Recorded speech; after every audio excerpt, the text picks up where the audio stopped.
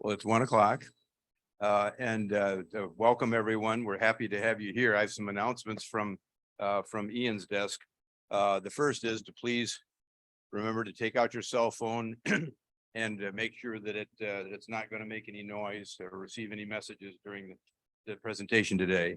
Also, welcome to the crowd joining via Zoom in this HASP virtual classroom. And thanks especially to our course technician today, Gloria Goodwin, for supporting the hybrid mode. Membership renewal begins for the 2023-2024 year today. Please refer to the membership renewal email, which includes a direct link to the online renewal form. Make sure to select renewing and follow the prompts. Join us for another wonderful year of thought-provoking courses, engaging monthly programs, and exciting trips with past friends.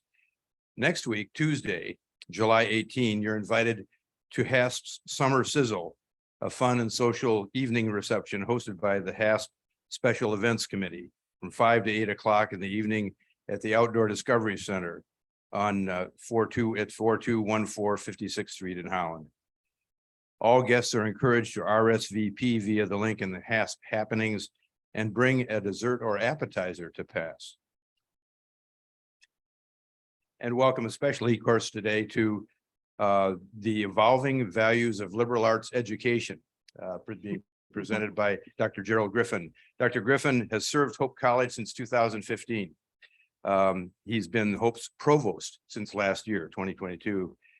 He has held positions also as interim provost, associate provost of academic affairs, and in the neuroscience program through a joint faculty appointment in biology and psychology at Hope.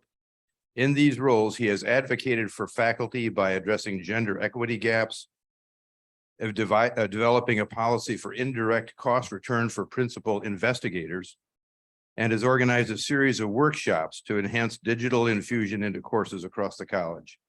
Dr. Griffin has worked with faculty and students to create a student group centered on merging music and neuroscience to help dementia patients, and he's worked to design a neuroscience major. Since beginning in academia in 2011, Dr. Griffin has garnered awards, grants, and leadership positions for his teaching, collaborative research with students, and promotion of science education, including being featured as an emerging scholar in diverse issues in higher education magazine. And he was named the Janet Anderson Lecture Award winner in biology and psychology for the Mid-States Consortium for Math and Science. Please welcome Dr. Griffin. Thanks so much. It's my second time being able to present to you all, and I'm really honored that you want to hear from me again.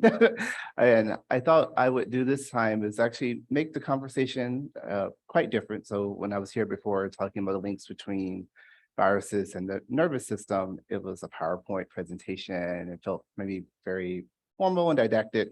And so what I would like to do is really work on breaking that invisible barrier that we have here and really kind of co-create a conversation today about, I would say, the value of liberal arts, particularly about the future of a liberal arts education. And really, my main goal today is to relay what I think the power of liberal arts education does for students, faculty, and staff, actually equipping all to actually not only make society, I would say, better, but actually maintain the livelihood of a human society. And that's where I want to land on. That kind of gives you the big goal here. If at any point you have questions, feel free to ask and we can have a conversation. Because again, I have notes here to guide us, but it's a path that I can detour and come back upon. How does that sound? Great. So I thought we'd take some time right now just to think about, and if you have paper, write down, or you can just think in your head, words that come to your head when you hear the word freedom. So we'll take about 1 or 2 minutes and then we'll have a general discussion.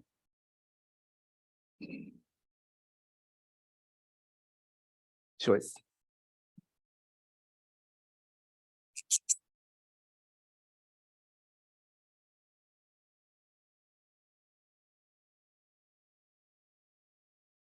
Sexuality.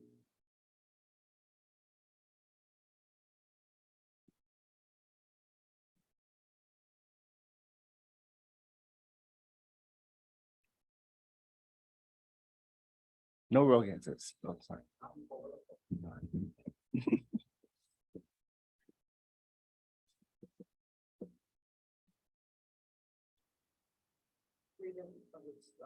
Hmm.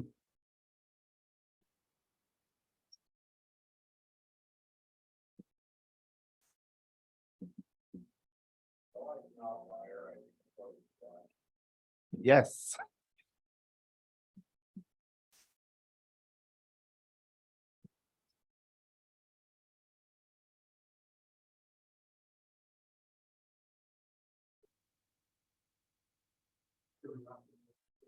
Hmm.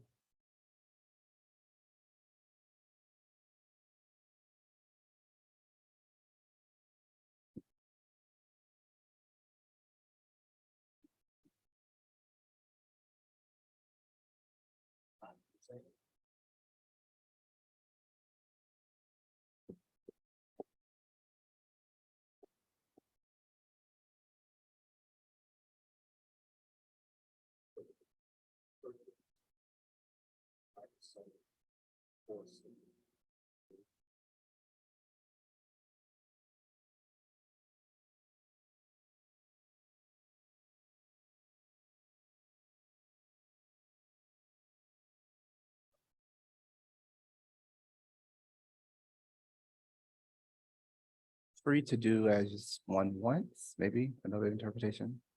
Okay. Mm,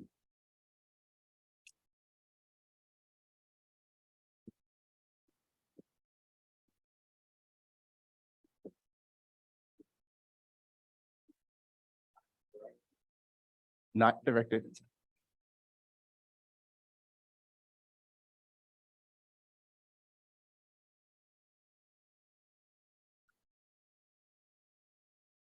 If we were to think about categorizing these words, do we have words here that, or maybe referencing an individual? Or do we have words that are referencing, and perhaps have both, a group of individuals?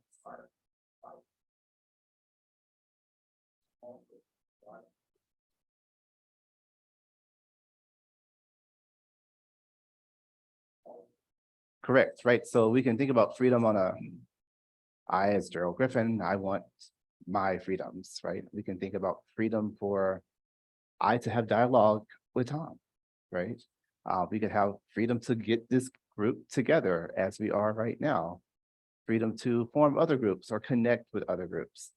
And what I assert is that the power of a liberal arts education actually turns its students, and I would say, and the educators and those that work in it, more and more from self to connecting to others, and that there's a freedom to be with, not just a freedom to only independently act.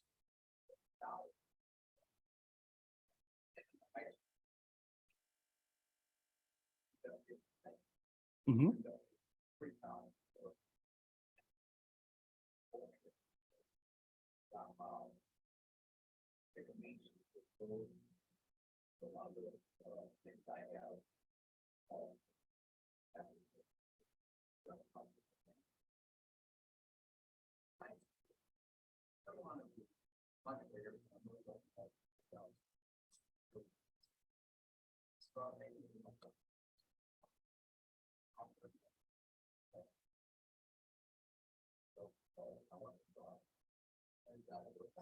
Mhm.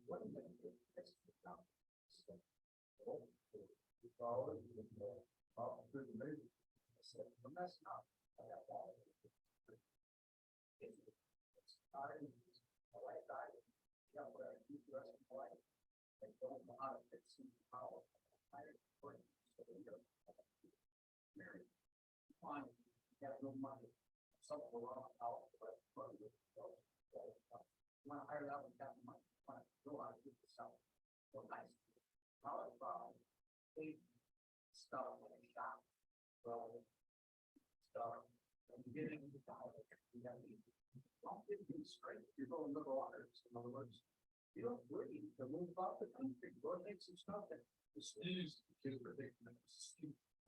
Working some of that stuff. So my intention and all this background is that I want liberal arts. Don't fund it. Average of their major, but also stigma, some of that, even different professions that they want to study. Kind of thing. So I'd like to work some of that in the discussion. We're kind of missing the Zoom people, so if you repeat what's said. Yes, right. So we talked about in terms of different levels of freedom on a personal, small group and larger group basis, the issues that were also kind of brought out. I don't know your name, but the idea of students being tracked from very early on as either pre-college or not, and the need, if I'm understanding correctly, to have a multitude of skills, both those that directly tangible in terms of feeding oneself and other, being able to repair items necessary for life, as well as being able to explore and be curious about maybe deep long-term issues as well, which yes, I have it on the plan to get to as well. But I was getting back to the point you were making about the movement through education from concentration on individualism in terms of freedom to freedom and how freedom relates to society in a broader sense and the groups of people and getting beyond oneself, that because individuals' freedoms can conflict with other individuals' freedoms. Yes, right. So there's, again, this kind of terms of what are we saying is priority or what is critical. And if we only are thinking of oneself or one's own goals, then that's great for that one person, but how do we live in community? And so again, I assert that the power, I think in particular of a Christian liberal arts education, is that you turn away from thinking only about oneself, but think about how you could serve others. And again, want to leave a little bit for the end, but that's kind of where I believe we're going to go. I wanted to bring up a crisis, which I think is beginning to be alluded to. And that's the fact that I think a true liberal arts education comes way too late for our students, right? As was mentioned earlier, and I experienced this as well, you get tracked as one thing or not, right? You literally get labeled, right? These different rankings, they call them different names, so everyone feels good about them. But in fact, these terms at middle school and high school level actually have real meaning that teachers and educational administrators are actually thinking about. Who is going to go to college? Who is going to go to the top tier schools, et cetera? And who are we really just preparing to just get out the door, if you will? Or who are we going to allow to explore different types of interests? Could we think about earlier about giving our students some type of unity around their education, right? Could we think about why do we need these skills? What are they informing you to be able to do and or understand?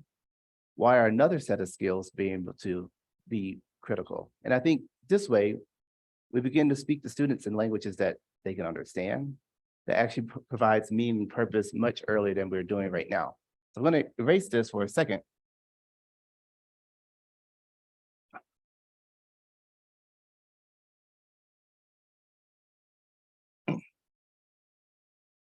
And go maybe way back in time.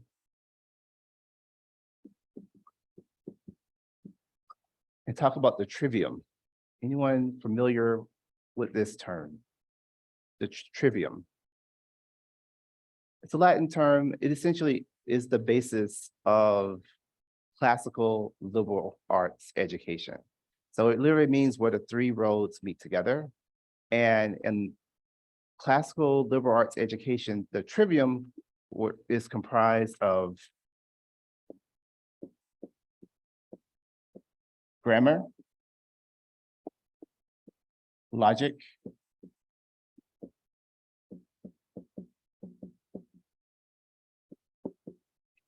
and rhetoric. And we could kind of focus on English language or verbal language in general. But I really think it's even bigger than that. When we talk about the trivium, what we're really talking about is how do students interact with information, right? And so in a classical liberal arts setting, I think we could even start kindergarten, first grade, learning vocabulary, right? What is the information, right? And we could take this to different types of realms: dance vocabulary, art vocabulary, mechanical vocabulary.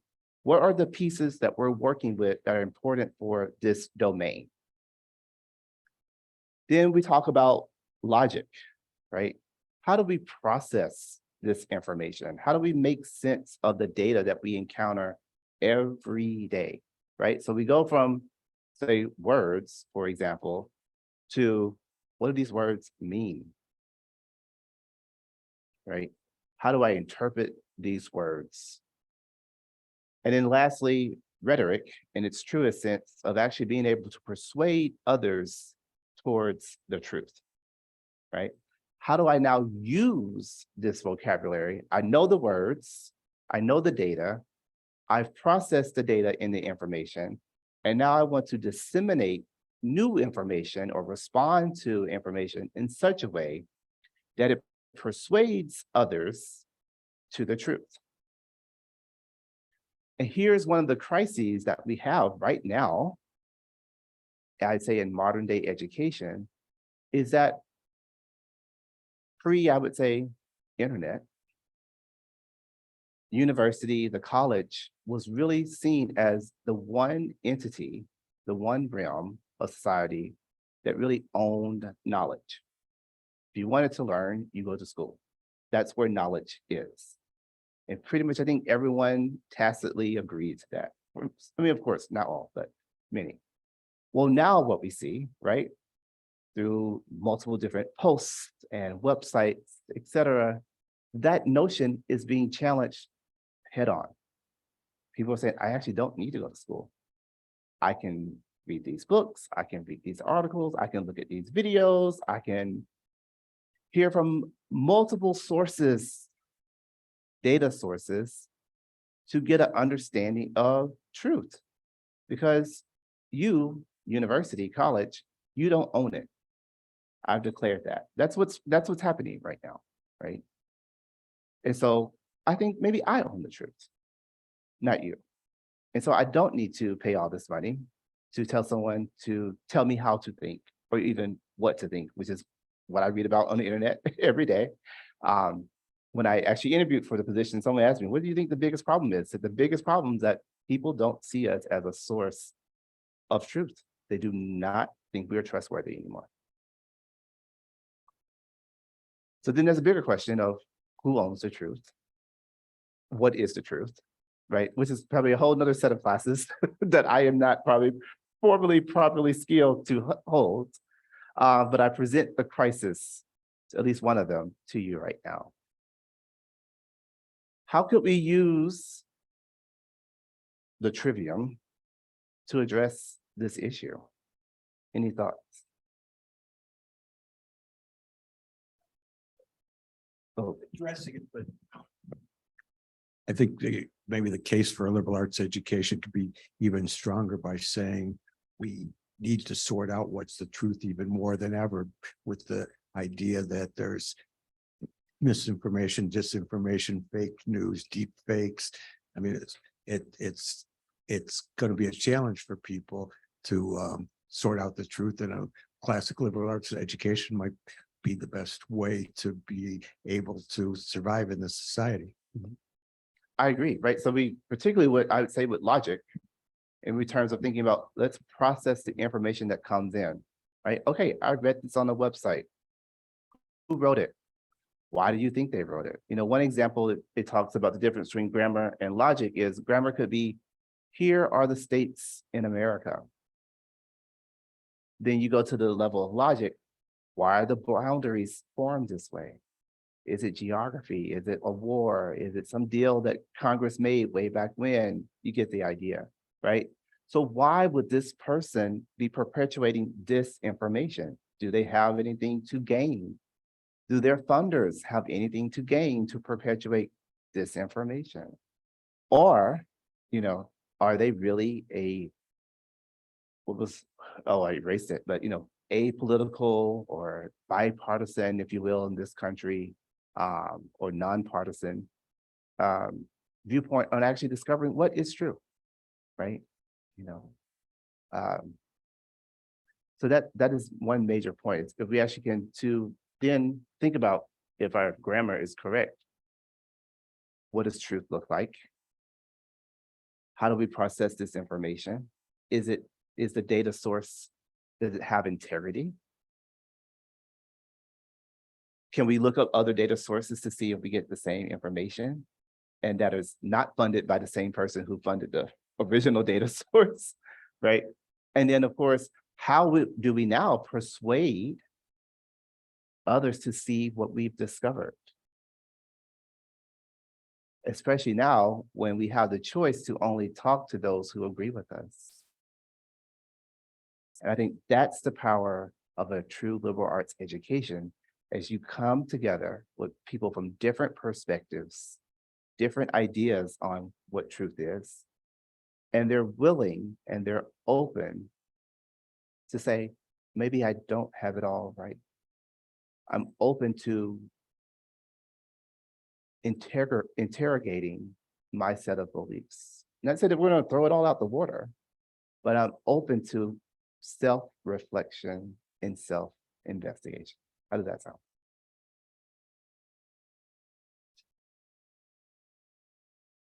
Thoughts?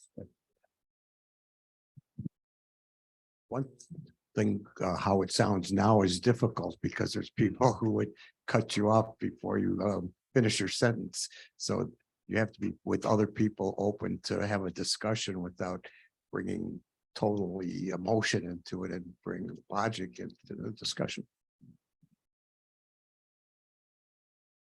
And a complication that I am aware of is that people in general, educated people in general, are not skilled at persuasively presenting the logic that we've developed for ourselves, and there are people who are really good at it, and who seem to have kind of garnered the forum, and all the rest of us who think we understand something well. Many of us are not expert at all at expressing our arguments and presenting them in a way that's persuasive. Yeah. Did you have a question or, okay, no. Go ahead. I think that the good teachers and high school professors in college are the ones who will engage in dialogue. And I think so often that the important person's up front with the degrees, the lesser important people that are going to learn what the person up front has so they can get their status. There fails to be a walking through of understanding in a lot of cases. And one of the amusing anecdotes I heard about a person who taught at 2 different college levels. I asked him if he liked college A or college B. He said, I really didn't like college A. I said, why? He said, it's because the students had one thing in mind. Is it on the test? They didn't care after that. He said, I like college B because they were always challenging me, always asking questions, always asking why. I think that would be the better approach. So it sounds like at college B, there was an engagement with logic. I was thinking with rhetoric, talking about convincing people.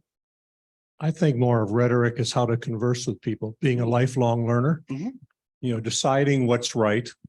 And just in terms of hope from a Christian perspective, here is our grammar, our logic, our rhetoric from a Christian perspective, and Hope did a great job of preparing me for a broad range of things. Did not help me as much when we moved to Southern California and lived among Muslims and Hindus and so on, to prepare me to be open to that. It took me a while to learn that I happen to follow Christ in the way of Jesus.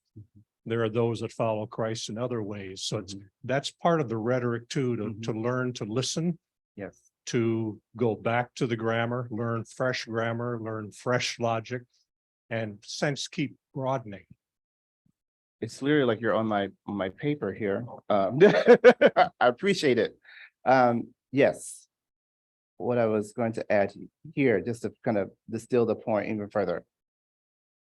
Because it's where we want to get to. Preparation of continual development and skills to deal with celebrations and traumas. And develop an openness to revise one's own worldviews, right? So I think what you're saying there is, and particularly in the power of studying off campus, which is, I would say, part of the modern and future liberal arts college, I would say is an essential, is that you put yourself in new environments with new people. And so therefore you use the tools that you have to construct and edit structures to engage with novelty. Very curious about when you got to California and you met those Hindu people and Buddhists, were you inclined to use your rhetoric to make them change their mind? More so as a 30-year-old. Hmm. But then as I moved from, say, Western Seminary to Fuller Seminary to George Fox Seminary, more and more open. Then I finally worked at the Crystal Cathedral where there were much broader background. So basically people in deep relationships pushed me beyond it. But as a 30-year-old, yes. As a 70-some-year-old, not so much. I'm interested in the basic premise of my question, which is if you get really good, my kids went to college, what shall I major? What shall I major? And I said, major in English. If you major in English, you'll learn how to read and write and speak. And if you can read and write and speak, you can do anything. But in this day and age, I live my life with wanting to know, how did you get there? How did you get there? You know, I really want to know where people are coming from. But at the same time, they may tell me, I may use my rhetoric. I'm comfortable with what they tell me, but it's gonna likely raise my rhetoric to a level where I want to change their mind. Mm. And I don't know if that's a constructive part of rhetoric. Yeah. It's got connotations of you're trying to get your way or you're trying to change other people's minds. I like to be open to other people's ideas, but I'm afraid I can't quit at just listening. Mm-hmm. And especially with something with Christianity. I mean, those people came as strongly as you did to where they are. Mhm. So I'll say one thing and then we'll take more to a discussion. One thing I learned from a former pastor of mine, and I think this is maybe a bigger process of the rhetoric as well. Short phrase, he says, connect before correct, right? So before you that you have to show yourself as trustworthy first, right? And so it's just getting to know them. And that may take several years, right? Of just connecting. Because I was also, I would say too, as a believer in Christ, is that I can show better than tell. And so perhaps the rhetoric is not anything that I verbally say, but it's a life that I demonstrate. I would say that it is also a way of praying for the power of Christ as he moves through me or through others, that maybe I'm just one step in the process and then 30 years later, and I don't have to be able to see it, right? I think we're not really promised to ever see the full development in one arc of one person. But I just take hope in that whatever little bit that I do, that there's a small encounter there, or there's a small piece as part of the bigger mission. In answer to your implied comment that you grow up in a construct, you learn the language, you go out and you convert kind of thing. I learned quickly that you get kicked in the teeth quite a bit in the Navy if you try that. It don't work too good. The first time in the Navy that I heard a very good metaphor, which was useful to me, was the mice arguing in a barn metaphor. Do you know that one? couple mice are in the barn arguing angrily about a horse. And the one says there's a tail and two legs, and the other one's going nuts on the other end saying, you're wrong. There's no tail on a horse. There's a head, two legs. And then there was one on the side going, you're both right. I'll mediate this. A horse does have two legs, a head and a tail. I know, I can see that. And then the third one is up on top side looking down going, you guys are idiots. There's no legs on a horse.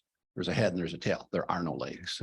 And then the last mouse comes in from the back, sees the tail, the two legs, quartering, sees four legs on the horse, then comes around, sees two from the side, head and tail, comes from the front, sees the head and two legs, runs up top of the barn and goes, oh yeah, from here it looks like there's no legs on the horse. That construct is a little helpful, I think, for your implied question. And I think that's the bigger question too, like if I asked of like, what is the truth and who owns it? Yeah, we all as humans are limited by our perspective. We are limited by our experiences. And as you very well depicted, the story is beautiful, right? Because I only can inference so much because I've had one perspective, right? And I think that's the power of community, right? That's the power of the liberal arts education when we come together, because I can share a perspective, you can share your perspective. And then if we really are intellectually humble, we can learn from each other and maybe perhaps build a collective perspective that is more informed, that is more nuanced, that is not as rigid and doesn't maybe have as many walls. Because I think that is what we're trying to do, is connect one another.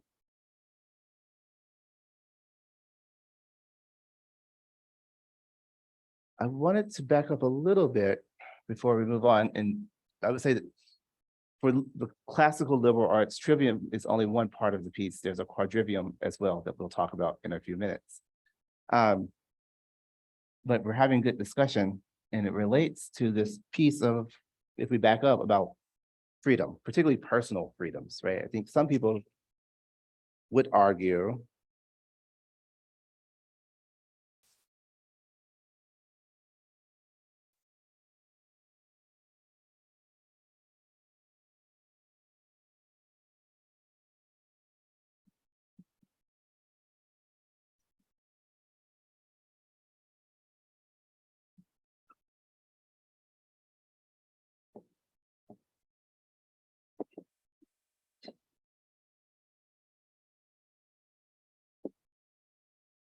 that freedom is this. I think the focus is on personal, but maybe it could be group, right? We could think about party A and party B, or college A and college B, what have you. You strive for power or influence, you acquire that power, and then you exercise it. And you exercise that power to basically try to get even more, right? What would you say for this? If someone says, this is freedom.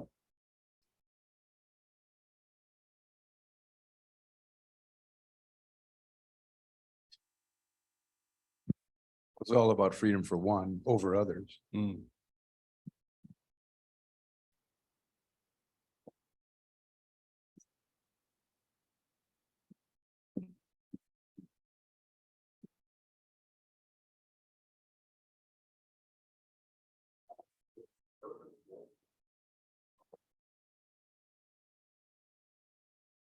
If it's the positive side of larger groups than the individual, it also could be purposeful, because you can't influence sometimes larger groups or court proceedings or other things unless you've mastered the three items that you mentioned at the outset of the trivium. That's the means to help the underdog. Right, we could say we use grammar, logic, rhetoric to strive, acquire, and exercise this power. This looks like the Congress, the Senate, the House. You know, that's the group, and it's constantly Mhm, going in a circle. mhm.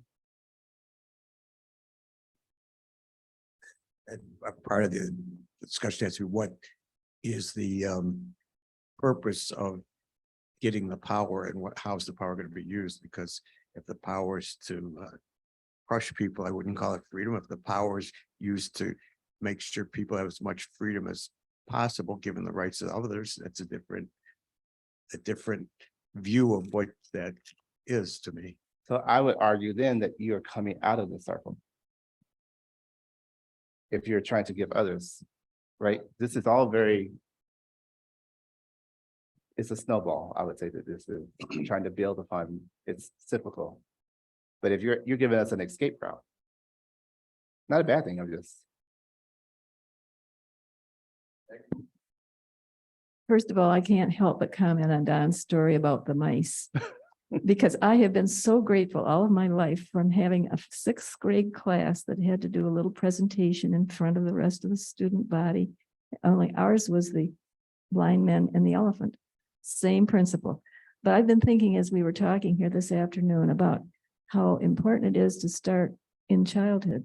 As babies, the authority is the parent. And it's very hard for some people to ever lose the authority and the wisdom, the truth with a small t that the parents bring to that child. And so there's all of that precedes the things that we're talking about in a more advanced way. And I think to separate small t with large T, capital T truth is very important. Yes, So that's just a thought. absolutely. I realize too, from others' comments that what I initially said about power being for the one over, over others. I'm speaking from my lifelong experience as an advantaged person, and for people who are disadvantaged, there's a real need to remedy imbalances of power in society, and to be able to gain, equal freedoms with others, and so that striving for power then gains legitimacy, as you were saying, it seems to me. First of all, when I look at that circle, it reminds me of when we had gerbils and they ran in that little wheel. Yeah. It's endless. But the other part is just wondering, starting with that word freedom, if that's what you begin with, following Christ in the way of Jesus seems to start with a different word. And then freedom might be involved with it. But when in our culture, I'm uncomfortable with so much speaking about freedom and how important, and I've had a lot of freedom as a white male, educated, lot of advantages.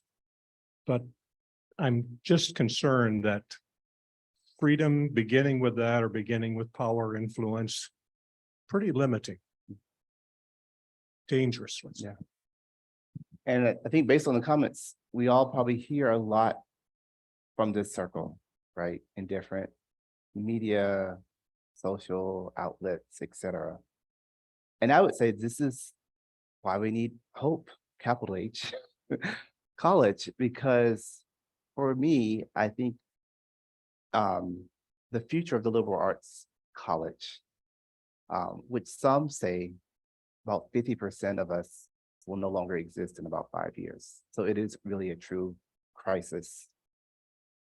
But I think places like Hope, that is teaching liberal arts in a Christian context, particularly can not only save liberal arts, but also save society, because I don't think we define freedom like this at all. Freedom is something that we build together. Freedom is a gift. I would actually say this is slavery, because you're enslaved to a desire to yourself, that you're only focusing on what you or others like you, others that agree with you, can get more of, whether it be power, influence, money, you name it.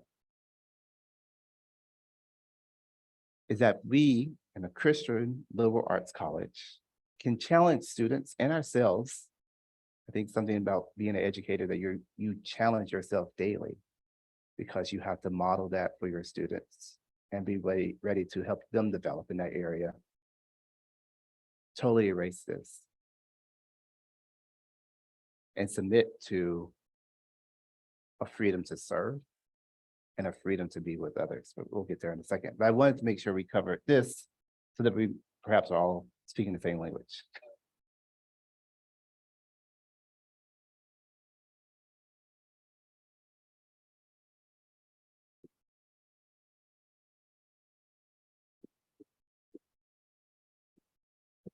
as promised, later on, the classicists added to the trivium the quadrivium, right? So trivium, grammar, rhetoric, and logic is about, say, beauty, grace, truth, as they stated, and they said it with a lowercase t.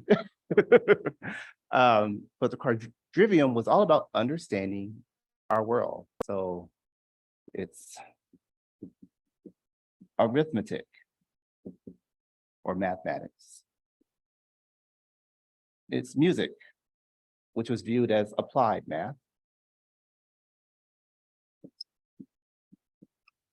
Astronomy.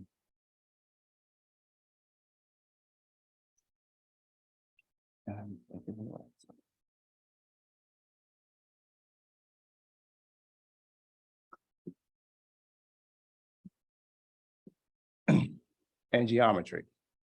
So astronomy, the moving world, geometry, the stationary world, at least what we perceive as stationary.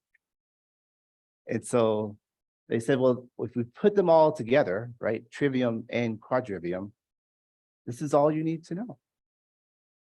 You know about truth and how to express it, persuade others about it, and you know about the natural world.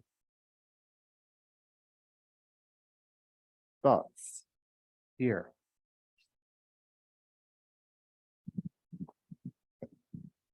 I'm not sure I'm on the same wavelength with you, but I keep waiting for the other T word that I think is so basic to all of this, and that's trust.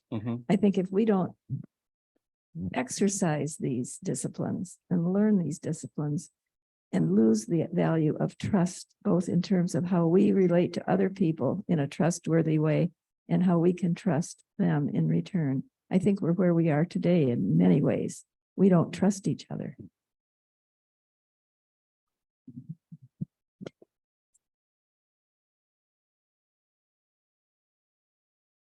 Good.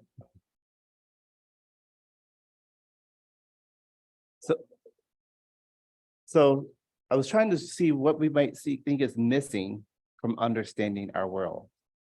Notably, the classicists, it's all about purity. They would say math is the pure science. Music is applied math, but they don't talking about spirituality here or evoking the soul. The moving world, okay, and stationary world, even though we know that everything is moving all the time, but they don't talk about understanding people. If you want to understand the world, unless you're in a vacuum, you have to understand others that are in that world. Well, I think you touched on what I was going to ask about, which is where spirituality came in. Right.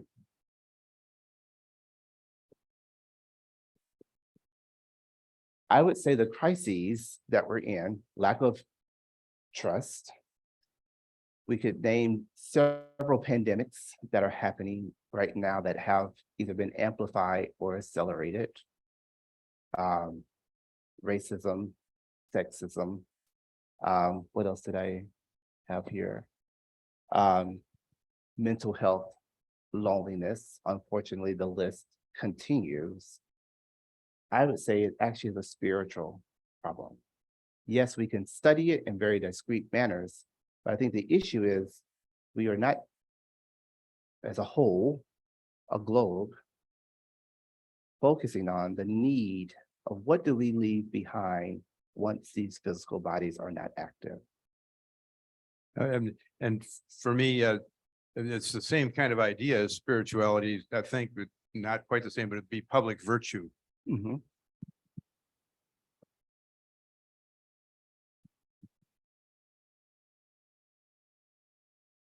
This morning's class was on Vietnam in context of World War I through current date. And I think it was MacArthur, correct me, those there that were wrong. He was talking about military might, and bottom line, he said it was a spiritual problem, not all the other stuff. And I was surprised to hear that out of a general officer. When we talk about connecting with others, we talk about empathy, right? Putting yourself in someone else's shoes, even though you have not walked them, or even having the humility to know that you can never fully experience life as another person.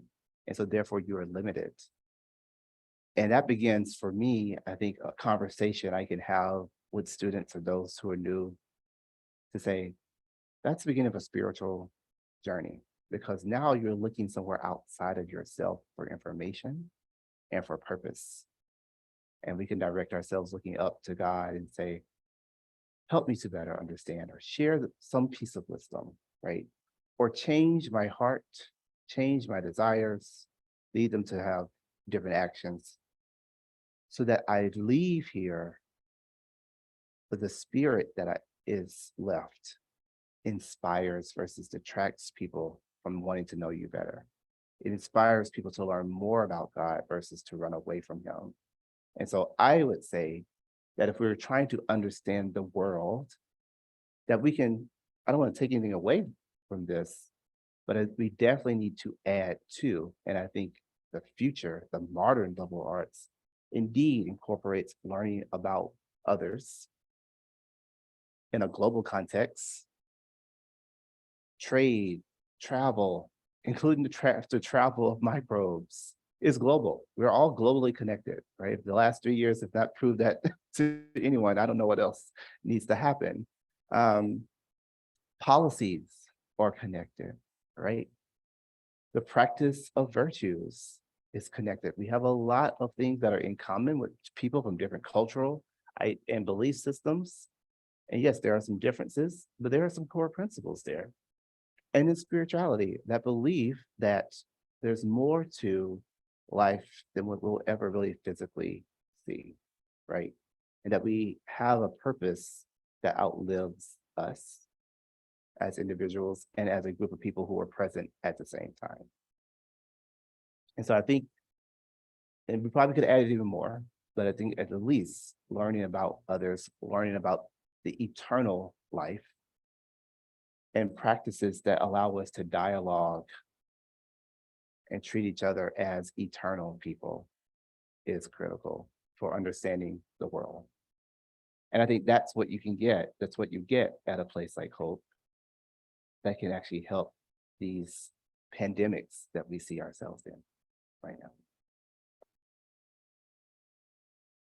I'll stop for right now. Just want to get thoughts, discussion.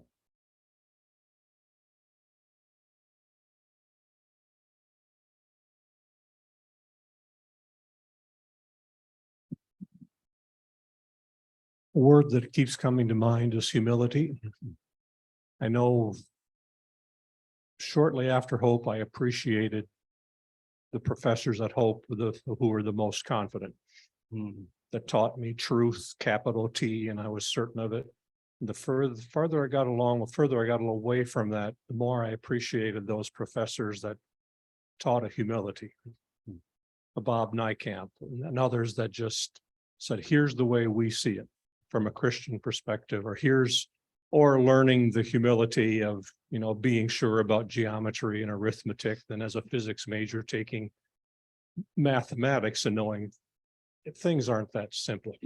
Newtonian is that humility of just saying, this is my perspective as a Christ follower in the way of Jesus, but that's my perspective. What can I learn from my friend Hardasia, who teaches me probably more about following Christ in the way of Jesus by telling me how she follows Christ in the way of Islam than so many others. So the word humility keeps coming up. It's a humble spirituality. It's a humble certainty. It's humility that I have capital T truth, but I can hold it, I don't want to say loosely, but humbly.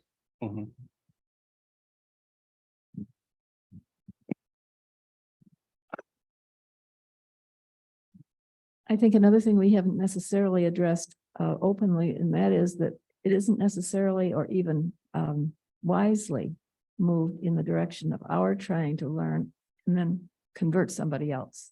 I think we need to learn humbly. I think we need to dialogue rather than debate, and there's no winning. It's how do we form our own time on earth and our place in eternity to the best of our ability with all these things as a part of it. I'm so glad you touched on that. Something I've just learned in many life experiences is that when you're concerned about being right, you're not concerned about relationship. Right? You can be right and you can be all by yourself. You'll be correct, right? So what is their value there? And of course, so thinking about, I truly value a relationship, it is about understanding that perspective. I may not agree with it, right? But wanting to learn, what were those experiences? What were those impacts that led that person to have this set of systems or norms, if you will? And I think it also shows value for that person as well. That I want to know you, not just a representation, not just as a example of something that I read about in a book, but actually taking time to know you, your story, your influences, your priorities, and all the things that have begun to shape, because I can learn from that. Right. One thing that we are also touching on, and this is really important to me as an educator, as a neuroscientist,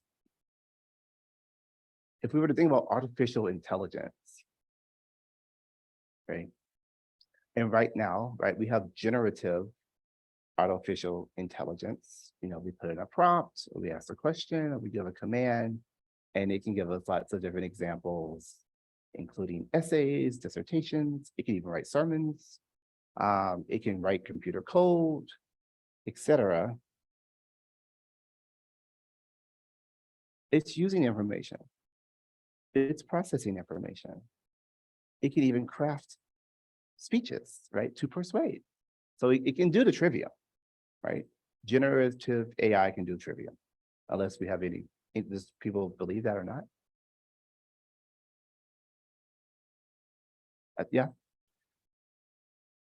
You can put in, it can do arithmetic, right? Generative AI can produce music. It can listen to your voice and create your voice making a song you've never actually sang. It can do that.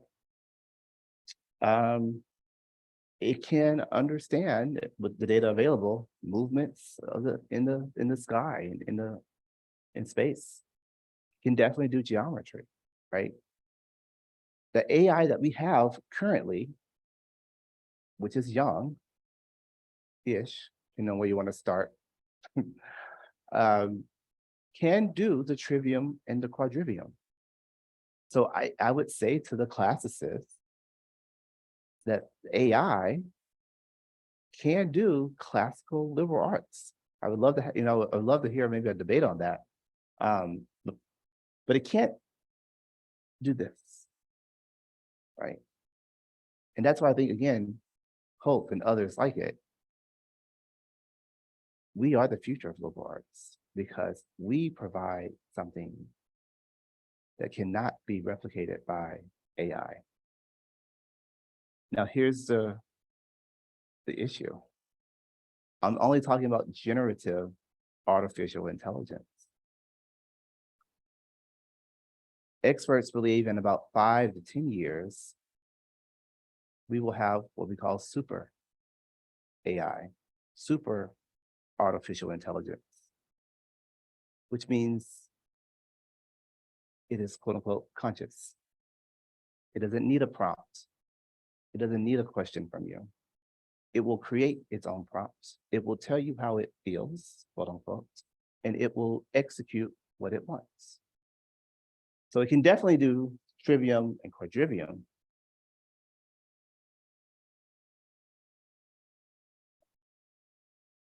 I'd love to hear your thoughts on the future with that in mind. It's kind of frightening. On the other hand, I think immediately Star Trek and Data was all logic, and what was he struggling to do the whole time? Become human. And I was thinking that I've been reading that the AI is at the point where it can teach itself things. So, like what you say, it might be able to develop more capabilities. I mean, at what point we could say it's almost like human end, I mean, but spirituality and other things, it'll be things that people have to grapple with in the future. And another thing to just briefly, the thing I touched about earlier with disinformation and information. I know one of the first things I did with AI when I first saw it came out, this might sound trivial, I said, when are the Detroit Lions going to win the Super Bowl? And it came back with an answer. The Detroit Lions won the Super Bowl in 1982, beating Washington 14-7. I know they never win the Super Bowl. And I wrote back on the chat thing that Lions have never been in the Super Bowl and said, thank you for pointing that out. You are right. The Lions have not won the Super Bowl. I have now learned something. I'm going, what? It's pretty crazy that what's going on. Well, it seems to me that your question about AI and developing human emotional abilities is sort of a spiritual question. To what degree do you know? Like there are times when I'm feeling selfish, and I try to remind myself to be empathic to somebody else, or to cool my jets or something. And in that way, I'm trying to respond to. As if I were a machine. I'm trying to correct my behavior. And to what degree is our behavior something driven by biology and the electrochemistry inside us, and but to what degree is there human will? Those are the questions I think that come up when we're talking about artificial intelligence gaining these abilities. I don't know what the answer there. This lead in is partial joke and partial truth. Daughter was following knee surgery, was amusing herself talking to her phone, told her phone to tell her some jokes. And at one juncture, she said something that was lightly derogatory. And the AI came back and said, "That's not nice, Kimberly," and addressed her by name, and she was horrified. Well, that trivia leads into the next thing is truth. We started some of this as truth. Well, AI, what happens when it determines what truth is, then has the means across computers and systems everywhere to execute truth, and you've lost your personal privacy. And if it knows you well and you're communicating through whatever means that use AI, it wants to do something to teach you and force you to truth, kind of like that verse diagram in Power. Well, again, I'm just musing on this, but it seems to me that the thing that I have never run across in terms of the forecasting about what AI is going to do and is doing now and what it's capable of doing in the future is soul. I think without soul, we're going to lose the battle.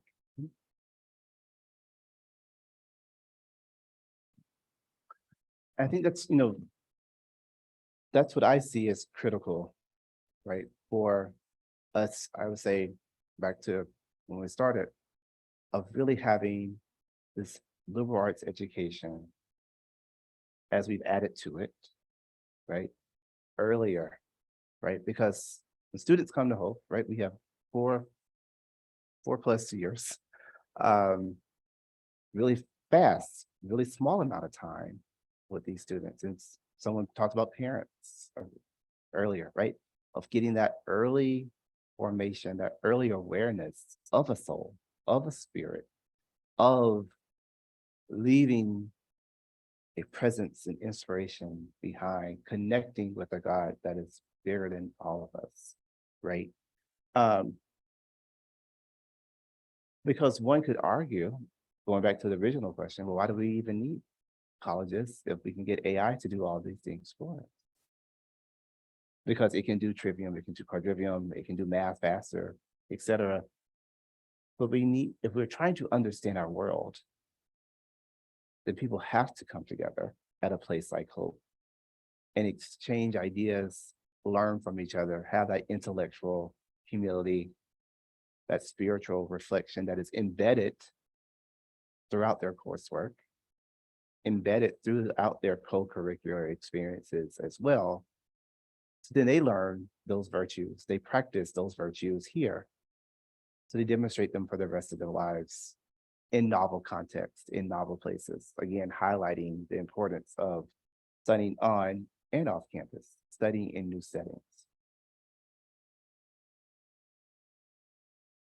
You guys touched on all of my questions already for the most part. I envision future liberal arts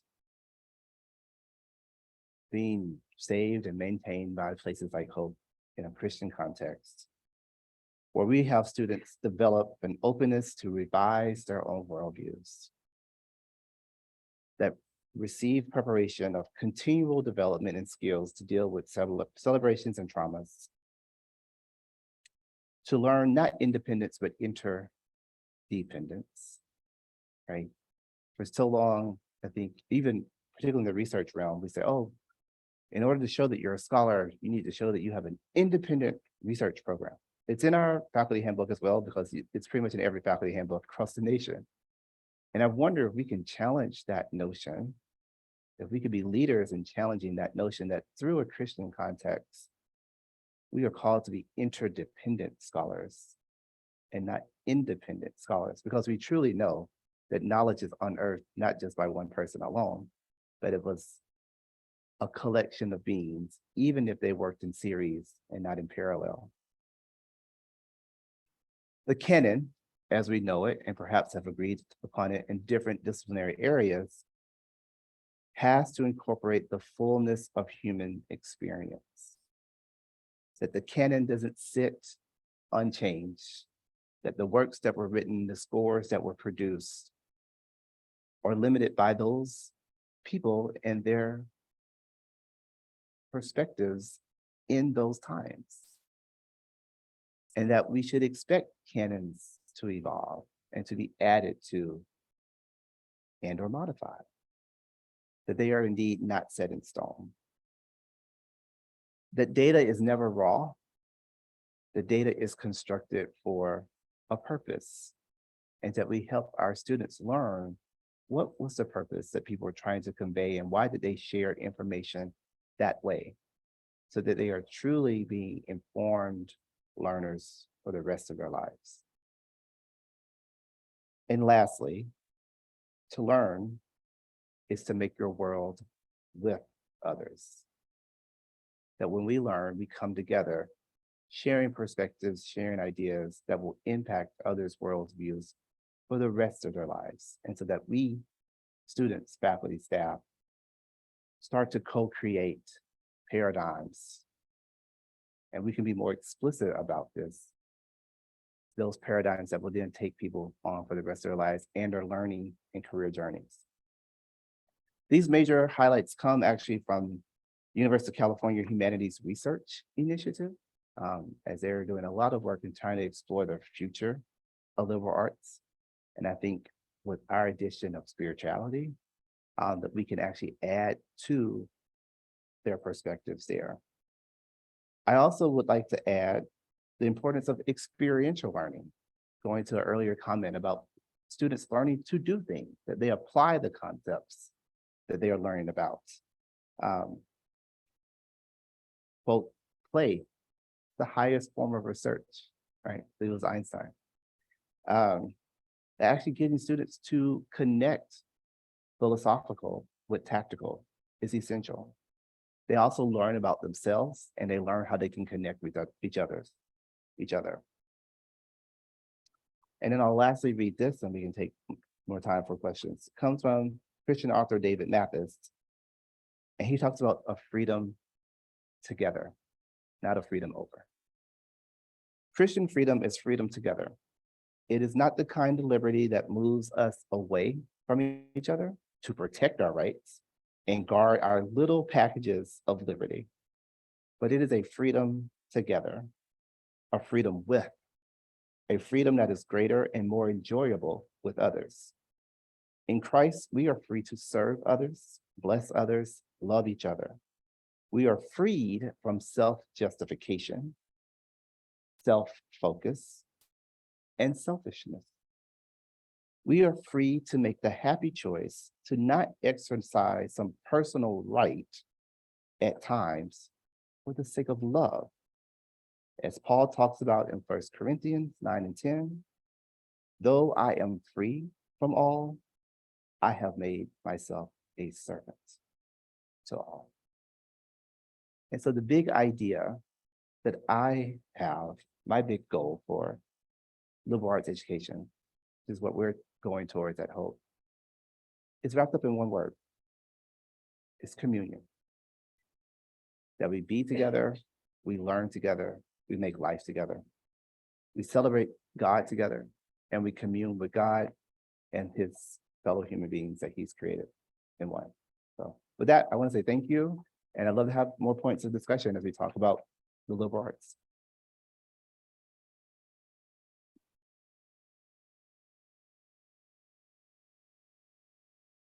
Griffin, and I hear you talking about the spiritual and relational values of liberal arts education.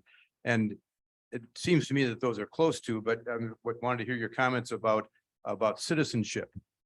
How these things, to what degree is citizenship a goal of liberal arts education?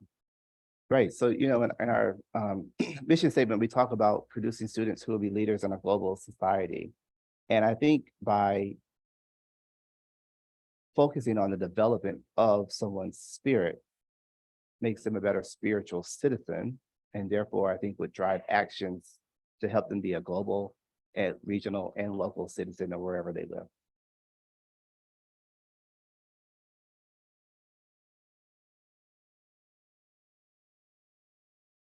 Other questions? This is our chance. Oh, yes. Do we have questions from? Okay, we don't have room for questions. Okay, then I think we are concluded. Thank you very much, All right. Dr. Griffin. Thank you. Really appreciate it. Yeah. Thanks for your engagement. Really appreciate it. Thank you. Oh, yeah. Thanks. That's very important.